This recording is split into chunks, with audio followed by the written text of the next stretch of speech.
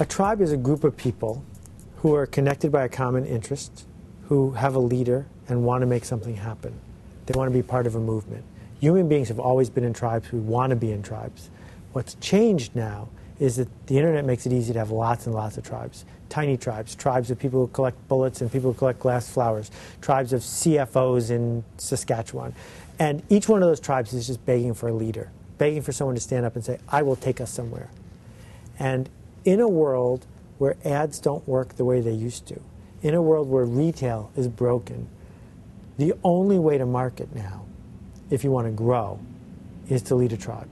So we need to get away from this idea that I have this factory filled with people who are making stuff or making a service. How do I keep them busy? How do I interrupt more people? How do I spam the world to get more business? We have to shift gears and say, wait, there are people out there who want to connect, who want to hear a story, who want to go somewhere. If I can work with them and lead them, there'll be plenty of things to sell them, plenty of time to sell them something.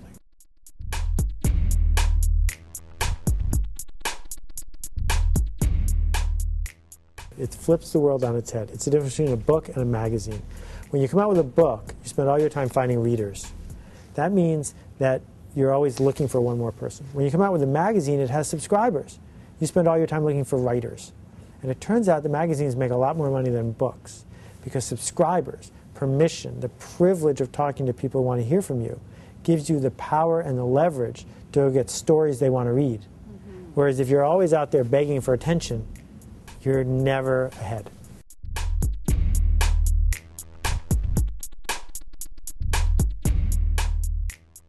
Well, most companies think customer service is an expense.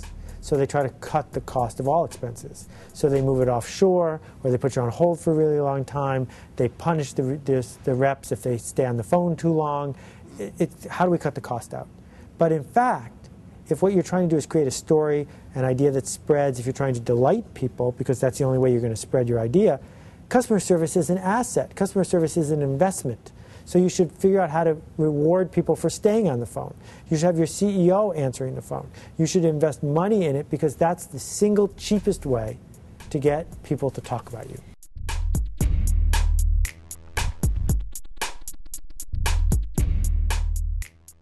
Right, that's why it's going to work. Because if everyone is doing this, if everyone's figuring out how to make more mediocre stuff for more mediocre people and say, well, it's because the recession, just live with it, and one guy shows up, and he shows up and says, this is amazing, this is worth talking about, this is respectful, where are the customers going to go?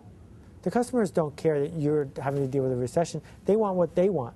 And what they want is to be treated with respect, to be connected, to be led, and the person who stands up and does that thrives. And if we look at companies around who are doing well, and there are plenty of them, all of them are doing well because that's what they're doing. No one's doing well having a going out of business sale. No one's doing well saying we're cutting costs to the bone and we don't care about you, get over it. Those people are all struggling. The people who are thriving are the ones who say, this isn't for everyone, but if it's for you, this is the best choice.